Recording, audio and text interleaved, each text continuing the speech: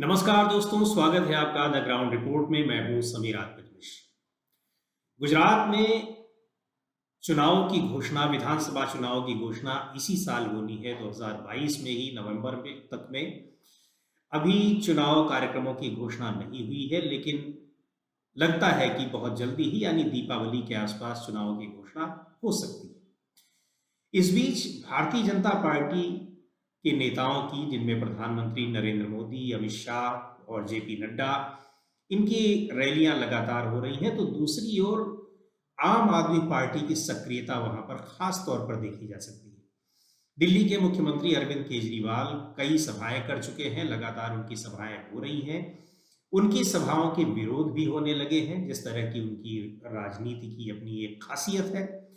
और दूसरी ओर उनके साथ पंजाब के मुख्यमंत्री भगवंत सिंह मान भी लगातार वहां पर बने हुए हैं, रैलियों में शामिल हो रहे हैं, लगातार उन लोगों की सभाएं हो रही है। बड़े आश्चर्य की बात है कि लंबे समय से, चूंकि लंबे समय से तो गुजरात में भारतीय जनता पार्टी की ही सरकार है, लेकिन नंबर 2 की पार्टी जो कांग्रेस पार्टी है, वो वहां पर अभी भी इस समय विपक्षी पार्टी है। और पिछले चुनाव में वो काफी अच्छा चुनाव कांग्रेस पार्टी ने लड़ा था, थोड़ी सीटों से की कमी रह गई, जिसकी वजह से वो सत्ता में नहीं लौट पाई, सत्ता में नहीं आ पाई। लेकिन इस साल के विधानसभा चुनाव में उसकी सक्रियता बिल्कुल भी नहीं दिखाई पड़ रही, सक्रियता भी नहीं दिख रही। और इस बीच जो सक्रियता दिखाई पड़ रही है पार्टी की, वो राहुल गांधी की जो भारत जोड़ो यात्रा है, वहां दिखाई पड़ रही है। तो गुजरात में क्या वास्तव में जो लड़ाई विधानसभा की होने जा रही है, वो आम आदमी पार्टी और भारतीय जनता पार्टी के बीच होगी, या फिर कांग्रेस पार्टी की रणनीति कुछ अलग तरह की है, जिसके जरिए वो विधानसभा चुनाव में आ रही है? कांग्रेस पार्टी के लिए एक और कह लीजिए कि वो एक निगेटिव पॉइंट ये है कि अभी तक वहां पर जो एक बड़े रणनीतिकार माने जाते थे, अहमद पटेल, उनकी मृत्यु हो चुकी है, अब वो नहीं है। और अहमद पटेल कांग्रेस पार्टी के लिए भी गुजरात में बहुत बड़ा नाम थे और काफी उन पर पार्टी की निर्भरता थी। हालांकि ये आरोप भी लगते हैं कि अहमद पटेल की वजह से कई बार कांग्रेस पार्टी सरकार बनाते बनाते वहां पर रह गई। बहरहाल, जो भी हो, इस पर पूरी चर्चा के लिए, इन सारे बिंदुओं पर चर्चा के लिए हमारे साथ अहमदाबाद से जुड़ रहे हैं वरिष्ठ पत्रकार हिमांशु बयानी जी। हिमांशु जी बीबीसी में भी काम कर चुके हैं, 25 साल से भी ज्यादा हो गए हैं उनको गुजरात में एक राजनीतिक रिपोर्टर के तौर पर लंबा अनुभव उनका है, और पूरे गुजरात में उन्होंने बहुत अच्छी रिपोर्ट्स की हैं। जमीनी हकीकत उनके पास रहती है, ग्राउंड पर जाकर के रिपोर्ट्स करते हैं, और तमाम जो बातें करते हैं, बहुत सारी चीजें बताते हैं, आंकड़ों के आधार पर वो विश्लेषण करते हैं। हिमांशु बयानी से ही हम जानेंगे इन सारे पहलुओं पर कि गुजरात में क्या दिखाई पड़ रहा है गुजरात के बाहर लोगों को, और वास्तव में गुजरात में हो क्या रहा है। तो हिमांशु जी, ये बताएं कि जो गुजरात में चल क्या रहा है, जो बाहर लोगों को दिख रहा है वही है, या फिर ग्राउंड पे कुछ रियलिटी और है? बाहर जो दिख रहा है वो ये ऐसा दिख रहा है कि कांग्रेस बिल्कुल शांत हो गई है। गुजरात में जो विधानसभा चुनाव में लड़ाई होने वाली है, वो मुख्य रूप से भारतीय जनता पार्टी और आम आदमी पार्टी के बीच में होने वाली है। क्या सच में ऐसा है? तो अभी क्या ग्राउंड पर आप देख रहे हैं पूरे गुजरात के हालात, जो आपको लगते हैं कि ये है? देखिए मिश्रा जी, सबसे पहले आपके दर्शकों को मेरा नमस्कार और शुक्रिया इस आपके शो में शामिल करने के लिए और ये बात करने के लिए। ग्राउंड की अगर मैं बात करूं तो शायद मैं ऐसा पहला पत्रकार हूं जिसने 2007 में, जब नरेंद्र मोदी जी ने अपनी चुनावी रैली शुरू की थी बतौर चीफ मिनिस्टर, 2007 की सबसे पहली चुनावी रैली उन्होंने द्वारका से शुरू की थी। तब मैं डीएनए में था और मैं डीएनए जो अखबार है उसमें मैं बतौर as a bureau chief Saurashtra Kutch region काम कर रहा था और मैं वो रैली कवर करने के लिए गया था। और लकीली मैं उस समय जो लोकल द्वारका के जो पत्रकार होते हैं उसके कंपैरिजन में बाहर का कोई पत्रकार अगर हो तो मैं वहां पे मौजूद था नेशनल ब्रांड से, बाकी कोई पत्रकार नहीं आए थे। ऐसा ही मौका मुझे अभी अरविंद केजरीवाल जी की जो रैली हुई द्वारका में, जो सबसे पहली किसान रैली थी आम आदमी पार्टी की। तब तक आम आदमी पार्टी ने टाउन हॉल्स किए थे, शहरों में किए थे, द्वारका में जो रैली हुई, तो मैंने दोनों रैलियां कवर की है। अगर आप मुझे रैली की संख्या के बारे में पूछेंगे, हालांकि वो कन्वर्जन पे कितना डिपेंडेंट है नहीं, उसका कोई अभी कोई मतलब एक फिक्स वो पैरामीटर नहीं है, पर द्वारका की जो नरेंद्र भाई की रैली जो हुई थी 2007 में, पहली रैली, उसमें जो भीड़ थी, सनातन ग्राउंड जो है, सनातन सेवा मंडल का जो ग्राउंड है, वहां पे वो रैली हुई थी 2007 में, उसमें जो भीड़ थी उसके कंपैरिजन में अरविंद केजरीवाल जी की जो रैली हुई थी, वो भड़केश्वर करके एक जगह है, शिव जी का मंदिर है, समंदर किनारा है, उसके पास एक ग्राउंड है एनडीएच हाई स्कूल का, वहां पे हुई थी। और एनडीएच का ग्राउंड कहा जाता है उसे। उस एनडीएच के ग्राउंड में जो भीड़ थी, वो नरेंद्र भाई की रैली में जो 2007 में आई हुई भीड़ से 4 गुना भीड़ थी। तो पहला पैरामीटर ये होता है। दूसरा, अगर हम बात करें, तो दूसरी बात यह है कि वो रैली में 25,000 लोगों के खाने का किचन खड़ा किया गया था। हालांकि लोकल जो बीजेपी के लीडर्स वगैरह है, उन्होंने उसमें सपोर्ट करने से मना कर दिया था, लोकल कैटरर्स और मंडप सर्विस वालों को। तो आम आदमी पार्टी ने ये पूरा लॉजिस्टिक्स जो है वो खंभाड़िया करके, वहां से 70 किलोमीटर दूर जो एक तालुका है, वहां से मोबिलाइज किया था। हालांकि द्वारका भी तालुका ही है, पर वहां से मोबिलाइज करके पूरा 25,000 लोगों का किचन, खाना पीना, रहना मतलब जो टेंट था, हालांकि वो एयर कंडीशन टेंट नहीं था, और समंदर किनारे की जिस तरीके की हवा होती है, तो पसीने से लोग तरबतर थे, लेकिन वहां पे खड़े थे सुनने के लिए केजरीवाल से। और मेरा एक रहता है कि मैं हमेशा जब ऐसी रैलीज कवर करने जाता हूँ, देखता हूँ, तो मैं बाहर निकल के भीड़ क्या बोलती है उस पर कॉन्सेंट्रेट करता हूँ। तो मुझे दिखाई दिया कि एक भाई साहब जो थे, वो करीबन माणावदर करके एक जगह है, तो माणावदर कुछ 170 या 180 किलोमीटर दूर है द्वारका से, वहां से वो अपने आप पे आए थे, मतलब लाए नहीं गए थे। किसान थे, सरपंच रह चुके थे गांव के, बाद में मैंने उनसे बात भी की, और वो भाई साहब, वो श्रीमान दूसरे 12 लोगों को इस बात को लेके कन्विंस कर रहे थे कि आपको अरविंद केजरीवाल जी को वोट क्यों देना चाहिए, क्योंकि इनकम टैक्स में रह चुके हैं, ये जो बात करें उनको पता है काला धन कहाँ पे पड़ा है। और काला धन, जिससे अरविंद केजरीवाल जी ने उस सभा में बोला कि हम काला धन बोलते कि सब अनाउंस कर रहे हैं, आप करेंगे कैसे। तो अरविंद केजरीवाल ने जवाब दिया था कि हम काला धन जो अधिकारी और जो मंत्री जो दागी है, उनके ऊपर ऐसा कानून लाएंगे कि उनका धन वापस सिस्टम में लाए।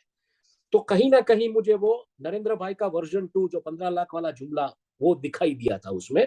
पर पब्लिक में एक भरोसा था कि हमको ये पैसा हमारे लिए नहीं चाहिए, पर अगर ये लगता है जिसमें फ्री बिजली मिलती है, फ्री शिक्षा मिलती है, फ्री हेल्थ मिलती है, तो उसमें कोई बुरी बात नहीं है। और उनको लगता था कि इनकम टैक्स में एक बंदा काम कर चुका है, आईआईटी का पास आउट है, इंजीनियर है, और अब राजनीति भी अच्छी तरीके से सीख चुका है, तो वो करेगा, एक भरोसा। ऐसी भीड़ मैंने हार्दिक पटेल की रैलियों में, खास करके पटेल कम्युनिटी के लोगों से देखी थी। तो हुआ क्या है समीर आत्मत जी, अगर आप ग्राउंड की बात करें, तो आज अगर कोई नेता कुछ ऐसी बेसिक्स की बात करता है, तो लोगों के मन में उस नेता के लिए एक आस जगती है कि शायद ये कुछ कर देंगे। क्योंकि आज अगर आप देखने जाए, तो 1500 2000 का इलेक्ट्रिसिटी का बिल आता है गुजरात में, तो वो आपकी बचत है 300 यूनिट। मतलब शिक्षा में जिस तरीके से एजुकेशन माफिया ने जो मतलब कंट्रोल करके बैठे गुजरात में, जैसा भी माहौल है, प्राइवेटाइज हो चुका है एजुकेशन पूरा का पूरा, और प्राइवेटाइज होने के बावजूद जॉब्स नहीं है। तो सबसे बड़ी समस्या है ये है कि आज अगर कोई इंसान मान लीजिए कि 30,000 की सैलरी कमाता है, रेडी रेकड़ी वाले या जो रोज की दिहाड़ी दिन दिहाड़ी मजदूरी करने वाले लोग हैं, उसकी मैं बात नहीं कर रहा हूँ, पर अगर एक सर्विस क्लास बंदा है, मिडिल क्लास, 30-40 हजार अगर उसकी सैलरी कैश ऑन हैंड, तो उसमें से करीबन 10 से 12 हजार रुपया अगर 2 बच्चे पढ़ रहे, तो उसकी फी में महीने के चले जाते हैं। तो आपके 14 हजार रुपये बिजली और इसमें चले गए। अगर कोई मेडिसिन या मेडिकल इमरजेंसी आ गई, तो उसका तो मतलब लाखों में बिल जाता है। तो तो कहीं ना कह कहीं लोगों में, हाँ, कहने का मतलब कि जो जो लुभावने वादे या जो कुछ भी है, जो कुछ केजरीवाल एक तरीके से कमिटमेंट करने कर रहे हैं या वादा कर रहे हैं, उसको लेकर के वहां के लोगों में आपको भरोसा दिखाई पड़ रहा है ग्राउंड। मतलब हुआ क्या है कि एक तरफ जिस तरीके से टैक्सेशन की बात आई है, जीएसटी का जिस तरीके से टैक्सेशन हुआ है, तो हर एक चीज महंगी हुई है। और महंगी, मान लीजिए कि 10 रुपए की चीज अगर उसके ऊपर अगर आपने जीएसटी लगा दिया, लगा के 18%, तो मान लीजिए 10 रुपए 20 पैसे, 10 रुपए 50 पैसे तक लोगों को प्रॉब्लम नहीं होती है। पर महंगाई 10 रुपए वाली चीज जब 100 रुपए हो जाए और उसके ऊपर अगर आपको मतलब 4 रुपया 5 रुपया भरना पड़ता है, तो ये समस्या है। तो महंगाई के साथ कॉकटेल किया हुआ टैक्सेशन, वो प्रजा को कहीं ना कहीं अपनी जेब में ऐसा दिख रहा है कि भारी पड़ रहा है। और लुभावने वाले तो मैं नहीं कहूंगा, पर मैं ऐसा कहूंगा कि देखिए, subsidise electricity, free I mean right to education, free health और पोर्टेबल ड्रिंकिंग वाटर, ये कॉन्स्टिट्यूशन में लिखा गया है। मतलब ये ऐसा है कि अगर आप सत्ता में आते हैं तो आपको ये देना है। ये रेवड़िया नहीं है, समझो आप, जिस तरीके से प्रोजेक्ट किया जा रहा है कि रेवड़िया, ये रेवड़िया नहीं है, ये आपका कॉन्स्टिट्यूशनल हर एक सिटीजन का राइट है, उसको देना है आपको। Subsidise electricity, right to education, free health and portable drinking water. तो अगर कल को अरविंद केजरीवाल जी ऐसे वादे करते हैं कि मैं हवाई जहाज आपको फ्री में करवाऊंगा, तो मैं समझता हूँ रेवड़ी बात है। बट कांग्रेस ने भी सब्सिडाइज इलेक्ट्रिसिटी दी है, पोर्टेबल ड्रिंकिंग वाटर दिया है, राइट टू एजुकेशन दिया है, हेल्थ भी दिया है। उसके जो स्केल ऑफ इकोनॉमी जो थी, या जो उस तरीके का जब जो पॉपुलेशन था, जिस तरीके से कांग्रेस ने राज किया, तो उसने भी दिया है। बीजेपी ने भी कई हद तक गुजरात में खास करके महाअमृतम कार्ड योजना जो है, फ्री हेल्थ और एजुकेशन में भी बहुत काम किया है, मतलब ऐसा नहीं है। बट सामने क्या हुआ है कि आप प्रूव नहीं कर पाएंगे, लेकिन कहीं ना कहीं पावर में जो लोग बैठे उन्हीं का एक स्टेक है एजुकेशन और हेल्थ की। जितनी भी सुपर स्पेशलिटी हॉस्पिटल्स है या प्राइवेट एजुकेशन इंस्टीट्यूट है, उसमें सेल्फ फाइनेंस इंस्टीट्यूट जिसे कहते हैं, तो अब पब्लिक समझ गई है। और इतना पैसा खर्च करने के बाद, मतलब नाम का स्कूल का नाम कुछ XYZ इंटरनेशनल, लेकिन इसमें इंटरनेशनल कुछ होता नहीं है। तो पैसा खर्चने के बाद नौकरियां नहीं। तो सबसे बड़ी चीज ये होती है कि आप पैसा भी खर्च रहे हो, एजुकेशन सिस्टम में भी मतलब प्रॉब्लम है, इतना कारगर नहीं हो रहा है, साबित नहीं हो रहा है, नौकरियां नहीं। और सरकारी नौकरियों को लेके खास करके गुजरात में जिस तरीके से पर्चे लीक हुए हैं, तो कहीं ना कहीं ये सब मुद्दे, देखिए मिश्रा जी, जैसे बोला जाता है कि दिल्ली में जंतर मंतर है। कई बार कई मंत्री आते, गिरिराज सिंह ने बोला था एक फोरम में गुजरात में, वाइब्रेंट गुजरात के, कि मैंने मोदी जी से कहा कि आपके वहां पे विकास इसलिए क्योंकि आपके वहां पे जंतर मंतर नहीं है। तो पिछले 1 महीने में गांधीनगर पूरा जंतर मंतर में ही कन्वर्ट हो गया था। सारे के सारे सरकारी जो कर्मचारी है, चाहे वर्ग 2 हो या वर्ग 3 हो प्रदर्शन या हो रहे हैं। वर्ग 4 हो, सब आंदोलन कर रहे थे। मतलब 27 साल में, आई मीन मिश्रा जी, हम ऐसी जनरेशन, हमने ये सुना है कि अगर सरकारी नौकरी लग गई तो फिर कोई टेंशन नहीं होती है। आज हम ये देख रहे हैं कि सरकारी नौकरी लगने के बाद लोग सड़क पे। मैं आपके साथ बिल्कुल ऐसे फोटोज भी शेयर करूंगा जहां पे पुलिस के ड्रेस में एक महिला है, साथ में बच्चे का वो क्रेडल लेके लाइन में खड़ी है। तो ये क्या है? कहीं ना कहीं मतलब कुछ नहीं हुआ या कुछ एड्रेस नहीं हुआ है इमेजेस से, तो ये साफ निराशा है, जाहिर होता है। निराशा है लोगों में। निराशा बिल्कुल है, तो निराशा एक बिल्कुल है। एक एक चीज ये बताएं हिमांशु जी कि ये जो हम केजरीवाल, ये तो ठीक है कि आप ये सारी चीजें जो कि बुनियादी चीजें हैं और लोगों का कॉन्स्टिट्यूशनल राइट है, एजुकेशन हो चाहे हेल्थ हो, उसके लिए आप वादा करें, उसके लिए बताएं। लेकिन जिस तरीके से कैंपेन केजरीवाल कर रहे हैं और एक तरीके से वो कि कृष्ण के अवतार के रूप में अपने को प्रोजेक्ट कर रहे हैं, तीर्थ यात्रियों को ले जाएंगे अयोध्या में, राम मंदिर का दर्शन कराएंगे, ये सब चीजें उनको क्यों करनी पड़ रही है? या फिर बीजेपी चूंकि उस तरह की राजनीति करती है तो उसको उसी की राजनीति से काटने की, टक्कर देने की कोशिश हो रही है। हालांकि ये भी कहा जाता है, इस पर हम लोग बाद में बात करेंगे, कि ये एक प्लानिंग है जिसके लिए आम आदमी पार्टी पर आरोप लगता है कि वो बीजेपी की बी टीम है, ताकि कांग्रेस को सत्ता से दूर रखे। और ये हो ये इस पर चर्चा करेंगे। लेकिन केजरीवाल को एक IITN है, IRS रहे हैं, पढ़े लिखे व्यक्ति हैं, उनको इस लेवल की राजनीति पर क्यों उतरना पड़ रहा है? स्ट्रेटजी है या फिर उनको ये पता है कि गुजरात में यही करने से वोट मिलेगा, या आप एजुकेशन हेल्थ ये सब का वादा करके आपको नहीं मिलेगा? देखिए, गुजरात को अगर आप देखने जाए तो कंपैरेटिवली गुजरात एक प्रॉस्परस स्टेट है। तो उसमें सेंटिमेंटली जो रिलीजियस वैल्यू जो रहती है, जो धार्मिक मूल्य रहता है लोगों का, वो उस बात को लेकर, आपको पता है जिस तरीके से गुजरात एक सोशल लेबोरेटरी रहा है। सोमनाथ से हनुमान जी की यात्रा 90 के दशक में, और हम तब मतलब हमारे विद्यार्थी काल में थे, हमने ये सब देखा है। और एक कन्विंसिंग पॉलिटिक्स लेके आई थी बीजेपी उस समय में। राम मंदिर का जो मुद्दा था, कन्विंसिंग पॉलिटिक्स था। ऋतंबरा जी के जिस तरीके से भाषण वायरल होते थे, टेप ऑडियो टेप्स में आते थे। आज तो सोशल मीडिया का जमाना है, उस जमाने में स्मगल्ड ऑडियो टेप्स में ये भाषण आपको कहीं रात को किसी के घर पे आपको टेप पे सुनने को मिलते थे, आपके पड़ोस में, और लोग चुपके से सुनते थे और भाषण और कन्विंस होते थे कि नहीं ये इनकी बात सही है। तो जो धर्म वाली राजनीति है, जो राष्ट्रवाद वाली राजनीति है, उस पे अरविंद केजरीवाल कहीं मतलब बोले ना कि 10 आउट ऑफ 9 मार्क्स पे नहीं चलना चाहते, वो 10 आउट 10 में ही चलना चाहते हैं। देखिए आप उनके हर एक सभा में राष्ट्रवाद के गाने चलते हैं, मेरा रंग दे बसंती चोला, कर्मा का गाना हो, मेरे देश सोना उगले उगले हीरे मोती, यही सब गाने चलते रहते हैं। भारत माता की जय होती है, तिरंगा झंडा लहराया जाता है, जरूरत पड़ने पर वो अपने आप को कृष्ण का अवतार, हालांकि आपके एक फेसबुक पे भी मैंने देखा था जो बाहर द्वारकाधीश मंदिर के बाहर जो वीडियो उन्होंने लगाया था, सबसे ज्यादा सवाल मैंने उन्हें किए थे तब, लेकिन वही उन्होंने कहा था कि मैं यहाँ पे इनके दर्शन कर, मैंने उनको पूछा था, लास्ट में वो हंसे थे इस बात पे, मैंने पूछा था कि ए स्टैंड फॉर अरविंद या ए स्टैंड फॉर अर्जुन, तो वो हंस के चल दिए थे वहां से जी। तो वो कहीं ना कहीं ऐसी बात है कि आपको जो एक मेजोरिटी वोट बैंक है उसकी धार्मिक जो मान्यता है उसको आहत नहीं करना है।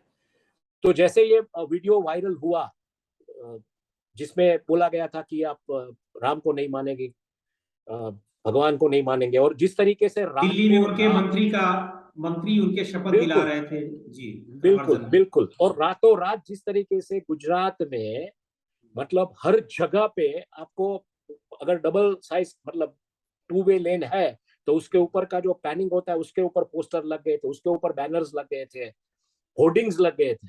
तो ये रातों रात नहीं होता है, इतने आप प्रिंट कहाँ पे करवाएंगे, म्युनिसिपल कॉर्पोरेशन से परमिशन लेनी पड़ती है, पुलिस की परमिशन लेनी पड़ती है। तो कहीं ना कहीं ये था कि इनकी राजनीति को कैसे आपको जवाब देना है। तो ये वीडियो कहीं हुआ होगा, जिस तरीके से तैयार होगा, और जैसे ही आते इसके ऊपर बीजेपी में उस दिन बीजेपी ने पूरा का पूरा कारपेट बॉम्बिंग किया, सभी नेताओं ने उस मुद्दे को लेकर बातचीत की, चाहे गुजरात हो या इंडिया हो या कहीं पे भी हो, और दूसरे दिन सब जगह पे होर्डिंग्स और पोस्टर लगे। लेकिन पब्लिक का मिजाज क्या है मैं इसलिए बताना चाहता हूँ, आज तक मैंने ऐसे नहीं देखा है कि अगर ऐसे होर्डिंग लगे हो किसी अपोजिशन पार्टी के सामने तो वो दूसरे दिन फाड़ने वाले लोग निकलते हैं रास्ते पर और फाड़ डालते हैं। अगर बीजेपी के खिलाफ कोई होर्डिंग्स लगे हो तो दूसरे दिन फाड़ने वाले निकलते थे, फाड़े हुए हैं। सद्भावना के समय के टाइम पे हुआ था, यहाँ के एक लोकल जो कार्यकर्ता है उदय कांगड़, उनके सामने भी बड़ा मामला हो गया था, बाद में पुलिस केस वगैरह हुआ था। पर ये मैं पहली बार देख रहा हूँ कि आम आदमी पार्टी के होर्डिंग्स लगे और लोग निकल पड़े उतारने के लिए। तो ये एक अंडर करंट जिस तरीके से बिल्टअप हो रहा है पब्लिक में, एक परसेप्शन, देखिए धार्मिक मूल्य है गुजरात में, गुजरात सदर है, गुजरात में मतलब पैसों को लेके इतनी दिक्कत नहीं, हर कोई व्यापारी है। पर जिस तरीके से पूरा अर्थतंत्र का माहौल है, महंगाई है, तो कहीं ना कहीं डिमांड घटी हुई है, तो धंधा रोजगार मंदा पड़ा है। और जब धंधा रोजगार मंदा पड़ा हो तब अरविंद केजरीवाल जैसा एक अगर नैरेटिव लेके बंदा आता है कि मैं आपको बेसिक्स फ्री दूंगा, मैं आपको और कुछ ज्यादा नहीं बेसिक्स फ्री दूंगा ऐसे माहौल में, तो definitely he works like a magnet for that vote bank. तो ये मिडिल क्लास शहरों में, मिडिल क्लास और जो एकदम पिछड़ा हुआ वर्ग है जो रोज की मजदूरी करके खाता है, उनके लिए दादा 300 यूनिट्स ऑफ इलेक्ट्रिसिटी बहुत बड़ी चीज है। सवाल यही है कि बीजेपी 600 यूनिट्स ऑफ इलेक्ट्रिसिटी क्यों नहीं बोल पा रही है, जबकि आपने 27 साल गुजरात में आप बोल रहे कि पॉजिटिव बैलेंस शीट है, प्रोग्रेस है, डेवलपमेंट है, तो आप ये क्यों नहीं बता बेसिक्स। मैं आपको ये नहीं बोल रहा हूँ कि मेट्रो में फ्री मुसाफरी करवाइए लोगों को अहमदाबाद में, या बीआरटीएस में फ्री मुसाफरी करवाइए, नहीं, बेसिक्स गुजरात में अगर आप मतलब आप कर दीजिए ना, रूरल में 300 यूनिट और शहरों में जो भी आपको करना है 600 यूनिट कर दीजिए, अरविंद केजरीवाल के सामने आपको लड़ना है तो बराबर है, फ्री हेल्थ कर दीजिए, फ्री एजुकेशन कर दीजिए, चलिए क्यों नहीं कर पा रहे।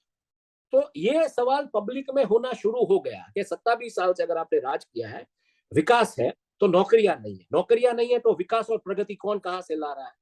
तो आप अगर वो भी नहीं हो रहा है, चलिए तो एटलीस्ट जो ये बेसिक्स बोल रहे हैं वो आप फ्री करें। तो इस लेवल पे ग्राउंड पे मुझे मतदाता दिख रहे हैं, मुझे कार्यकर्ता कहीं नहीं दिख रहे हैं। तो ये अभी आपने जो अंडर करंट की बात की और जो आपने कहा कि केजरीवाल के पोस्टर फाड़ दिए गए, और तो क्या ये अंडर करंट ये केजरीवाल के फेवर में या आम आदमी पार्टी के फेवर में दिख रही है? और ये इस तरीके से दिख रही है कि क्या वास्तव में बीजेपी को आम आदमी पार्टी से डर लग रहा है या वो इस डर का दिखावा कर रही है।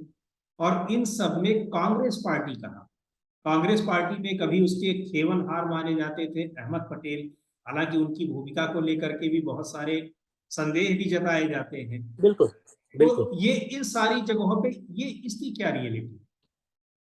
देखिए, अगर हम पार्टी लेवल की अगर बात करें तो सत्ता में जो पार्टी उसकी पहले हम बात करेंगे, भारतीय जनता पार्टी की। ये अंडर करंट है जिस तरीके से लोग देख रहे हैं। मैंने जैसे बोला कि बीजेपी के पोस्टर्स या कुछ ऐसा एंटी लगा हो तो लोग फाड़ने निकल जाते थे। आज पहली बार मैं देख रहा हूं कि अरविंद केजरीवाल के एंटी पोस्टर्स लगे और 24 घंटे भी वो पोस्टर्स नहीं टिके, वो होर्डिंग्स नहीं टिके, वो फाड़ दिए गए।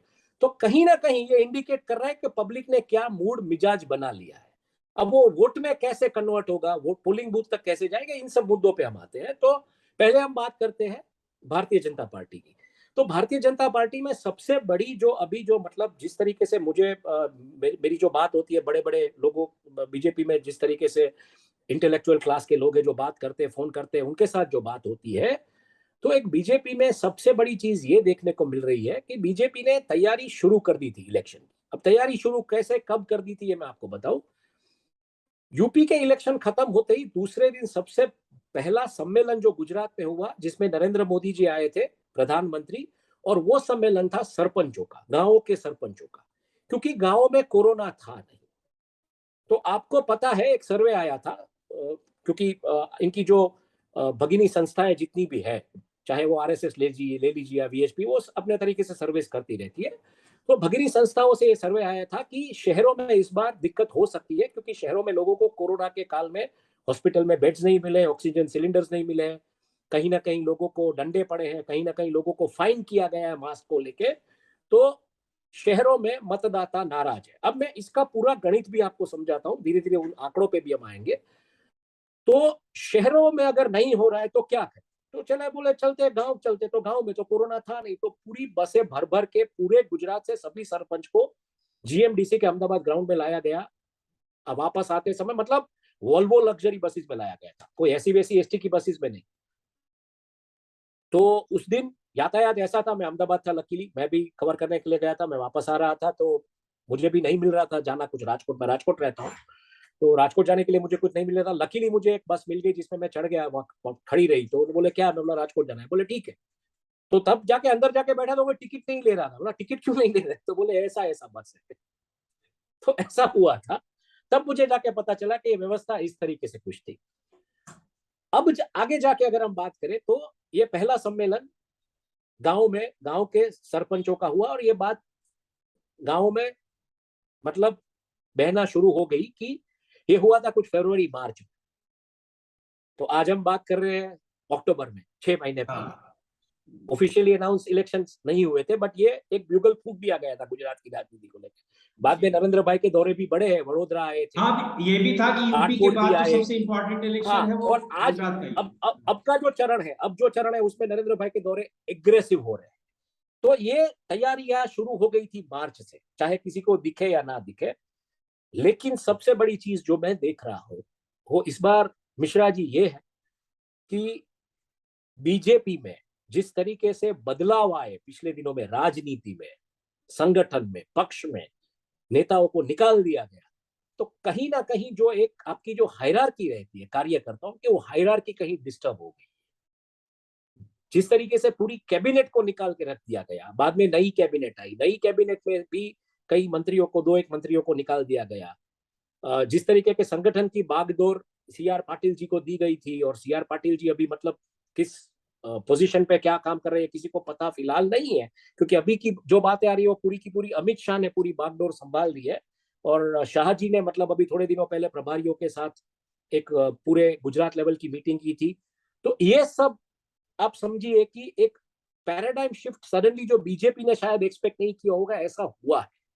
अब उसको बीजेपी कैसे एड्रेस करती है। अब उसमें क्या हुआ है, सबसे बड़ी चीज, मैं पहली बार बीजेपी में सक्रिय कार्यकर्ताओं को सक्रिय तरीके से निष्क्रिय रूप में देख रहा हूं, कि वो दिखावे पे सक्रिय है पर अंदर से वो कहीं ना कहीं बहुत ही निष्क्रिय है। उसकी दो वजह हो सकती है। एक वजह कि शायद डिजिटल जिस तरीके से इन्होंने अडेप्ट कर लिया है, और पेज प्रमुखों का जो प्रमुखों का जो फॉर्मेशन किया है, जिसमें व्हाट्सएप ग्रुप के जरिए या सोशल मीडिया के जरिए जो भी कर रहे हैं वो कर रहे हैं। दूसरी वजह ये है कि जिसे जो मुझे ग्राउंड लेवल पे मतलब जो कार्यकर्ताओं से मैंने बातचीत की, वो बोले कि हम जाते हैं, गांधीनगर में बुलाया जाता है या कहीं बुलाया जाता है डिस्ट्रिक्ट में, प्रांत में, तो जाते हैं, खाना पीना खाते हैं और वापस आ जाते हैं, क्योंकि हम जो बात करते हैं वो मानी जाती नहीं है, उसको उसको दरकिनार कर दिया जाता है। मतलब ये कॉर्पोरेट स्ट्रक्चर जैसा हो गया है, जिसमें अगर मान लीजिए कि कोई सेल्समैन है, वो किसी टेरिटरी में कुछ बेच रहा है, रेजर से या चॉकलेट से या कुछ भी, और जाके बोलता है कि सामने वाली राइवलरी कंपनी ने ऐसी ऐसी स्कीम्स निकाली है, हमारी प्रोडक्ट में ऐसा ऐसा प्रॉब्लम पिछले 1 साल में हुआ था, तो अभी हमको स्कीम निकाल के हमको हमारा मार्केट शेयर रीगेन करना पड़ेगा या मेंटेन करना पड़ेगा। तो उससे पूछा जाता है उस सेल्समैन को, आप कितने कॉल्स लगाते हो दिन के? बोले 20 कॉल। बोले कल से 40 कॉल लगाना शुरू कर। अब प्रॉब्लम सॉल्व नहीं होती है, समझिए, उसका टारगेट बढ़ जाता है। तो वो कहता है कि मैं चुप ही बैठा बराबर हूं, खाना पीना खा लूंगा, हाँ जी हाँ करूंगा और निकल जाऊंगा। तो बीजेपी में सबसे पहली बार मुझे कार्यकरों में सक्रिय रूप से निष्क्रियता दिख रही है। और मैंने जैसे बोले 2 वजह, डिजिटल हो सकती है और एक ये जो मैंने ग्राउंड लेवल पे कार्यकर्ताओं से बातचीत जिनसे भी मैंने की, जिन्होंने अपना डेफिनेटली वो एनोनिमिटी के बेस पे उन्होंने बात की है मेरे से एक विश्वास के साथ, पर ये अंदर के जो मार्कर्स है उसकी मैं बात कर रहा हूँ। दूसरा सबसे बड़ी चीज अगर आप देखने जाए तो बीजेपी में क्या होता है, 6 महीने पहले एक स्लोगन आ जाता है, केंद्र के मंत्री आना जाना शुरू हो जाते हैं। आज स्लोगन नहीं है, डबल इंजन की सरकार वाला स्लोगन चल रहा है, डबल इंजन की सरकार वाला स्लोगन चल रहा है। लेकिन भूपेंद्र पटेल जी को आज गुजरात के बाहर बहुत सारे पत्रकार, बहुत सारे लोग नहीं पहचानते। आज की तारीख में कहीं ना कहीं बैक ऑफ द माइंड में या नरेंद्र भाई या आनंदीबेन है या विजय रूपाणी, तो ये नहीं पकड़ रहा है बीजेपी के अंदर ही की अगर हम बात करें तो। दूसरा क्या हुआ है, संगठन के तौर पे जिस तरीके से सी आर पाटिल ने बड़ी एग्रेसिव बैटिंग की कि आप मतलब आ जाइए कमलम पे, पूरा मिनिस्ट्री को कमलम पे बुलाया और बोला कि आप प्रॉब्लम सॉल्व कीजिए। तो उसमें भी मतलब जिस तरीके से प्रॉब्लम सॉल्व होने चाहिए, वो कहीं ना कहीं ये बात ही आ रही थी कि आपको 2022 और 2024 में ये ग्राउंड लेवल के वर्कर्स की जरूरत पड़ने वाली, ये फील्ड फोर्स की, तो उनको ही कोई सुनता नहीं था। एक फेज ऐसा आ गया था गुजरात में। तो ये सब करने के लिए संगठन में सी आर पाटिल को बिठाया, ब्यूरोक्रेसी और गवर्नेंस के मुद्दे पे अनिल मुकिम जी को बिठा दिया, तो पूरा का पूरा हो रहा था। लेकिन कहीं ना कहीं आम आदमी पार्टी जिस तरीके से डिस्ट्रप्टिव फोर्स बन के उभरेगी, वो शायद इन्होंने सोचा नहीं था, या इनके कैलकुलेशन में होगा या नहीं होगा मुझे पता नहीं। पर मैंने 29 अगस्त 2020 जब पाटिल जी की पहली सोमनाथ से जो यात्रा शुरू हुई थी as a state BJP president, Rajkot में उन्होंने प्रेस कॉन्फ्रेंस की थी, अहमदाबाद से मीडिया सब उनके साथ था, तो उनको उनको वो मीडिया मतलब उनको लग रहा था कि मैनेजेबल मीडिया है। अब मेरे जैसा मुफलिस पत्रकार, जिसकी ना कोई उम्र की सीमा हो ना जन्म का कोई बंधन, सिर्फ देखे तो केवल मन, तो हमने सवाल कर लिया उनको जो आउट ऑफ द वॉल ही था। और वो सवाल मैं आपको भेजूंगा, वो 2.5 मिनट का पीस है, पूरा सुना है बैकग्राउंड मैंने। देके मैं इनको, जी जी हाँ हाँ। पूरा बैकग्राउंड देके मैंने उनको सवाल किया था कि आप जो बात कर रहे हैं उसमें 182 सीट की आप बात कर रहे हैं, कैसे करेंगे, जबकि मिडिल क्लास पॉलिटिक्स गुजरात के द्वार खटखटा रही है, तो आपकी विकास की राजनीति कैसे चलेगी? तो उन्होंने मतलब बोला कि आपने तो बहुत बड़ी लंबी कहानी कर दी, पर लंबी कहानी करने का आशय ये था कि बीजेपी में मेरा एक एक्सपीरियंस रहा है कि अगर आप कुछ सवाल करें तो वो बोल देते हैं आपने होमवर्क नहीं किया, आपका दूसरा सवाल ऐसा करके। तो हमने पूरा होमवर्क करके उनको सवाल किया, तो मैं क्लिप भी आपको भेजूंगा, आप देखना। तो आज जो मैंने उनको पूछा था, वो बीजेपी में आज ग्राउंड लेवल पे रियलिटी है कि आम आदमी पार्टी एक डिसरप्शन के फोर्स के तरीके से खड़ी हो रही है, जो शायद उन्होंने उस टाइम पे उसको मतलब अंडर एस्टिमेट किया हुआ था, और आज ये हो गया है। आज ये मामला तूर पकड़ रहा है। बेसिक्स देने की बात है, रेवड़िया भूल जाइए, बेसिक्स। और बेसिक्स अगर ये सरकार भी दे देते तो मैं मानता हूं कि ये सरकार को भी वोट देगी पब्लिक। आपको बेसिक्स देना पड़ेगा, तो ये चीज है। अब ये हुई बीजेपी की बात कि बीजेपी में इस तरीके का पूरा, और अंदर जो जिस तरीके का मतलब एक बॉयलर चल रहा है अंदर, जुथवाद की जो बात है, तो वो तो है ही। तो वो कहीं ना कहीं वो दिखेगा आपको जब टिकटें मिल जाएगी, बाद में क्या हो रहा है, कैसे हो रहा है। और नरेंद्र भाई की एक स्टाइल रही है, जिस तरीके से वो कंट्रोल करके पॉलिटिक्स करते हैं, तो उन्होंने बागडोर ऐसे बंदे के हाथ में भी दे दी, अमित शाह के हाथ में, कि जिसको जिताना ही है। क्योंकि जो नाराज है गुट, जो पूरा का पूरा अमित शाह का गुट है, तो वो उसके सामने नहीं जा सकेगा। ये पास्ट में भी नरेंद्र भाई ने किया है। जब अमित भाई की सीट पे कोई और कंटेस्ट करने वाला था, जब वो मामला हुआ था सीबीआई वाला, तब उसको जिताने की और मेजोरिटी वोट से जिताने की जिम्मेदारी अमित भाई को दी गई और वो कैंडिडेट प्रत्याशी जो थे, लेडी थी पटेल, वो जीत गई थी। तो ऐसा नहीं है, ये नरेंद्र भाई का स्टाइल है कंट्रोल करके कैसे पॉलिटिक्स करवाए। तो ये उन्होंने मतलब एक, उनको पता है डैमेज अब कहां पे कौन हैंडल कर सकता है, क्या रिपेयर कर सकता है। ये रही बीजेपी की बात। कांग्रेस की अगर हम बात करें तो कांग्रेस में जिस तरीके से साइलेंट मूवमेंट एक चल रही है, बहुत सारे पत्रकारों को शायद पता नहीं होगा, लेकिन कांग्रेस की एक टॉप लीडरशिप, पूरा का पूरा राजकोट जो है गढ़ है बीजेपी का, सौराष्ट्र कच्छ का रीजन का गढ़ है। तो यहाँ पे कांग्रेस की पूरी लीडरशिप जो है वो अपना एक बंगलो लेके बैठे हैं, दिल्ली से आए हैं। राजकोट में किसी को पता नहीं है कि ये लोग आए हुए हैं। मतलब एक ऐसी लीडरशिप जो यहाँ पे बैठी है, घर घर जाके बात करती है, लोगों से सर्वे करती है और उस तरीके से स्ट्रैटेजी बना के चलती है। अगर मैं दूसरी बात करूं, जो परसेप्शन बिल्डिंग की अगर बात है, तो जिस तरीके के होर्डिंग्स मैंने कांग्रेस के देखे, उसमें मैंने पहली बार कांग्रेस के किसी कैंडिडेट के होर्डिंग में एजुकेशन क्वालिफिकेशन लिखा दिखा, engineer, law graduate and journalist, एमजेएमसी का कोर्स किया है। तो इंजीनियरिंग की उनकी डिग्री थी, उनका लॉ का डिग्री था और उनका जर्नलिज्म का डिग्री था। तो उस तरीके से पूरा का पूरा अगर मामला देखने जाए तो कांग्रेस एक सटीक तरीके से अपनी जो कमिटेड वोट बैंक है उसको लेके चल रही है। ठीक है, आम आदमी पार्टी के कार्यकर्ता नहीं दिख रहे। आम आदमी पार्टी जिस तरीके से सम्मेलन करती है वो किसी कार्यकर्ता के नहीं करती है, किसी ज्ञाति के नहीं करती है। वो खाली सभी लोगों को बेनिफिट कर सके। किसान तो किसान मतलब किसी जाति का नहीं होता है, किसान किसान होता है। रेडी रेकड़ी वाला जाति का नहीं होता है, वो मतलब रेडी रेकड़ी वाला ही होता है। रिक्शा वाले होते तो रिक्शा वाले होते, किसी जाति के नहीं होते। तो उसमें जब वो जाके कन्विंसिंग बात करते 1,000 रुपए के पेंशन की, 3,000 रुपये युवाओं को, 1,000 रुपए का पेंशन महिलाओं को, इतना इतना फ्री, 2 लाख रुपए का किसानों को ऋण माफ, एमएसपी पे सरकार खरीदेगी। सबसे बड़ी इनकी जो घोषणा है, 10,000 रुपये ये लोग पगार देंगे इनको, किसको, सरपंचों को, और बोले कि 10 लाख रुपए की ग्रांट। तो सरपंच बोल रहा है कि मैं क्यों तालुका पंचायत और जिला पंचायत में धक्के खाऊंगा भाई, अगर मुझे 10 लाख की ग्रांट घर बैठे मिल जाती है। और एक बात जो है कि वकीलों को इन्होंने बोला है कि 10 साल के बाद आपको मतलब ये मिल जाएगा, क्या बोले, नोटरी। तो वकीला देख रहा है कि 25-50 हजार का मेरा इनकम शुरू हो जाता है 10 साल के बाद, तो मैं क्यों इस पार्टी के साथ अलाइन रहूंगा, मैं आम आदमी पार्टी में चला जाऊंगा। तो बीजेपी के कार्यकर्ता मुझे कहीं ना कहीं ऐसा दिख रहा है फेंस पे बैठे हैं। जिस तरीके का पवन चलेगा इलेक्शन के बाद, तो वो उस तरीके से फेंस क्रॉस करेंगे, या फेंस क्रॉस करके बीजेपी में रहेंगे, या बीजेपी से फेंस क्रॉस करके चले जाएंगे अगर पावर में आम आदमी पार्टी आई तो। अगर नहीं आई तो बीजेपी में तो थे ही, राइट। एक चीज हिमांशु जी बताएं कि ये जो, अगर आम आदमी पार्टी अब कितनी मजबूती से वो चुनाव में कितनी मजबूत दावेदारी अपनी पेश कर पाती है, वो अपनी जगह है, लेकिन अगर वो वास्तव में जिस तरीके से लड़ रही है, तैयारी कर रही है, तो क्या लगता है कि ये नुकसान किसका करने जा रही है? बीजेपी का करेगी या कांग्रेस का करेगी या फिर दोनों का करेगी? अब तीसरे चरण पे आते हैं, जो है आंकड़ों का चरण।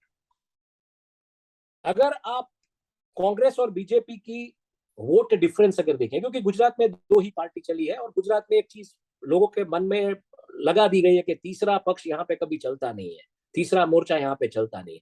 लेकिन इस बार तीसरे मोर्चे का एक अंडर करंट दिखाई दे रहा है। तभी जाके रात को आपके रातों रात पोस्टर्स लग जाएंगे स्कल कैप के में केजरीवाल के, सेइंग के हिंदू नहीं है, वो नहीं है, ये नहीं है। समझो आप मेरा पॉइंट। वरना क्यों करना है आपको ये? 27 साल से आप राज कर रहे हो। तो क्या हुआ है कि 7% का वोट शेयर डिफरेंस 1990 से लेके एवरेज अगर आप देखेंगे तो 2017 तक, उसमें कहीं ना कहीं उतार चढ़ाव आया है। मान लीजिए कि 1995 में 38-40% था बीजेपी का, तो कांग्रेस का उस तरीके से था कम, टर्न अराउंड उस तरीके से कम रहता था। और वो 49, 42, 44, 49 और लास्ट जो है 49.75% जैसा कांग्रेस बीजेपी का है, और कांग्रेस का कुछ 41% है। तो 7% का वोट शेयर डिफरेंस है। बीजेपी का दावा है कि उनके 1.25 करोड़ कार्यकर्ता, 2017 में बीजेपी को विधानसभा में 4,35,00,000 जो मतदाता थे, उसमें से 3 करोड़ मत, मतलब 3 करोड़ वोटर्स टर्न अराउंड हुआ, तो 70% वोटर्स टर्न अराउंड हुआ। तो उसमें से 49-50% वोट, मतलब यानी कि 1 करोड़ 47 लाख वोट्स बीजेपी को मिले और कांग्रेस को 1 करोड़ 23 लाख वोट्स मिले। तो दोनों के बीच का जो डिफरेंस है वो 24 लाख वोट्स का है। अगर आप बीजेपी के आंकड़ों को बिलीव करें 1.25 करोड़ कार्यकर्ताओं के, तो उनके 5 कार्यकर्ता ने 1 वोट लाया है, बाकी के वो 20 लाख वोट लाए हैं। मतलब तो इस बार उन 5 कार्यकर्ताओं को कम से कम 2 वोट लाए। ठीक है, अब अगर 10 में से आप अगर उस फ्रैक्शन के मुताबिक जाएंगे जो 70% टर्न अराउंड की अगर हम बात करें, जिसमें से 33% कमिटेड वोट बैंक बीजेपी की है। बीजेपी अभी बोल रही है 1.25 से 1.5 करोड़ कार्यकर्ता, तो आज मैं देख रहा हूं 5 करोड़ से ज्यादा कुछ मतदाता होंगे, जिसमें से टर्न अराउंड जो भी हो, तो आपकी श्योर शॉट 33% वोट बैंक है। बाकी के आपको 17% वोट लाने हैं। जो 5 कार्यकर्ता 1 लेके आता था, उसको 2 लाना है इस बार। और अगर 7 से ज्यादा वोट पड़ते हैं, मान लीजिए कि 2 और लोग पोलिंग बूथ तक जाते हैं, तो 9 वोट आपके गिरे, उसमें से 3 वोट आपके बीजेपी के हैं, 1 लेके आए, 4 लेके आए, और बाकी के 2 या 3 वोट आम आदमी पार्टी जोड़ करके दूसरा 1 वोट, तो आम आदमी पार्टी और बीजेपी 4-4 वोट पे खड़ी होगी या 3.5 वोट पे खड़ी होगी। ठीक है, तो टक्कर कांटे की होगी। और मैं इसमें जो संभावना देख रहा हूं 100-200 मतों से हार जीत न की होगी, जैसे उत्तर प्रदेश में हुआ। और उत्तर प्रदेश में साथ में ये भी हुआ था कि वोटर्स लिस्ट से कई कई नाम गायब थे। तो ये भी एक संभावना हो सकती है, क्योंकि आपको फिर वो 2 लोगों को आप आने नहीं देंगे, क्योंकि बीजेपी का जो पोल बूथ मैनेजमेंट है वो 10 में से 7 तक के लोगों को हैंडल कर सकता है, उस तरीके का पोल बूथ मैनेजमेंट है, बाकी नहीं है।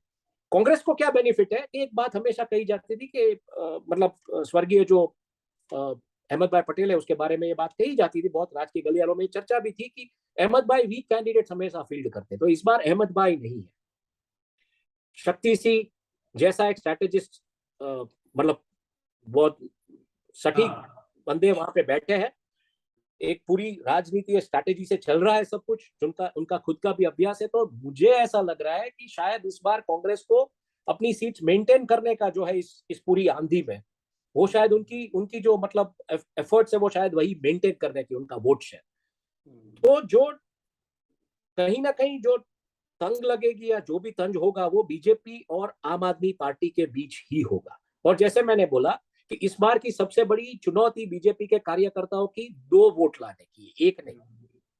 अगर आप 2 वोट लाते तो मतलब आपको और 20 लाख वोट, यानी कि 40 लाख वोट आपके अलावा 1.25 या 1.5 लाख कार्यकर्ता, 1.25 या 1.5 करोड़ कार्यकर्ताओं के उपरांत आपको 40 लाख वोट लेकर आने, तब जाके आप पावर में बैठ पाएंगे। तो ये सबसे बड़ी चैलेंज है।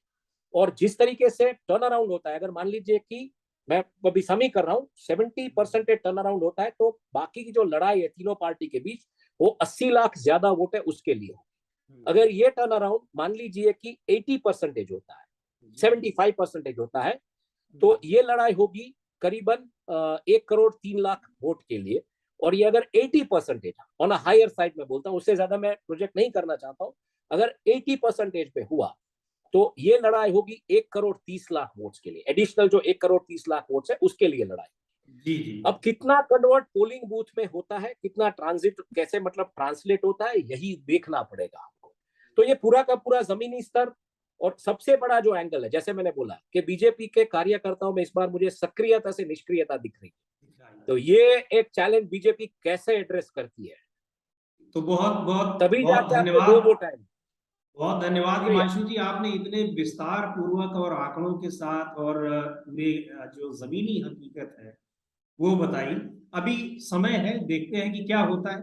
जी। एक बात मैं और कहना चाहता हूँ, हाँ। जो क्योंकि मैं एक बिजनेस जर्नलिस्ट हूँ, तो मैं उसको थोड़ा अलग तरीके से देखता जी हूँ। जी। मैं मुझे ऐसा लगता है कि जब आपके ऊपर डेट बढ़ जाती है, तो people start thinking like a bad banker working on a wall street, कि ये डेट मैं किसको कैसे दे दूं और मैं इसमें से थोड़े समय के लिए निकल जाऊं। गुजरात की डेट जो है फिलहाल 3.5 लाख करोड़ की है। तो अगर बीजेपी मान लीजिए हारती है, तो बीजेपी जानबूझ के हारेगी। बीजेपी राजस्थान या मध्य प्रदेश जैसा बॉर्डर लाइन केस खड़ा रखेगी, क्योंकि अरविंद केजरीवाल की जो स्कीम्स है, वो जो अनाउंस करेंगे 2 साल में, वो करीबन 7 लाख करोड़ के आसपास पहुंचने की संभावना है। तो 7 लाख करोड़ में आपके 3.5 लाख आप करोड़ जोड़ देंगे, बोलेंगे 11 लाख करोड़ का घाटा अरविंद केजरीवाल ने गुजरात को करवा दिया। और जीएसटी के बाद जिस तरीके से स्टालिन और ममता बनर्जी सबके स्टेटमेंट्स आए हैं कि स्टेट्स हाँ फाइनेंशियली इंडिपेंडेंट नहीं रहे, नहीं तो रहे इसमें जी ये जी सबसे बड़ी चैलेंज है। जी तो ये भी मुद्दा मतलब सोचने लायक है कि क्या नरेंद्र भाई जानबूझ के 3.5 लाख करोड़ का डेट डालने के लिए, क्योंकि ये करेंगे तो बीजेपी में जो नेता बोल रहे हैं कि आपको अगर यहाँ के एजुकेशन सिस्टम अच्छी नहीं दिखते तो दिल्ली चले जाइए, वो नेता भी शांत हो जाएंगे, बीजेपी के अंदर की जो समस्या है वो भी शांत हो जाएगी। लेकिन ये जी बड़ा गैम्बल है, क्योंकि बीजेपी का हर एक कार्यकर्ता ये मानता है कि नरेंद्र भाई गुजरात हार नहीं सकते, अगर गुजरात हारेंगे तो सेंट्रल में प्रॉब्लम होगी। लेकिन मैं ऐसा बोल रहा हूँ कि 2023-2024 में मुद्दा जो है राम मंदिर है, और उसके ऊपर जीत सकते तो नरेंद्र भाई ऐसे इंसान है जो मतलब ही turns the pivots political pandits का भी वो लॉजिक एक तरफा करके बोलते कि चलिए मैं गुजरात हार भी गया तो भी मैं जीतने की ताकत रखता हूँ, जी और जी मैसेज चला जाएगा कि चाणक्य कौन है फिर।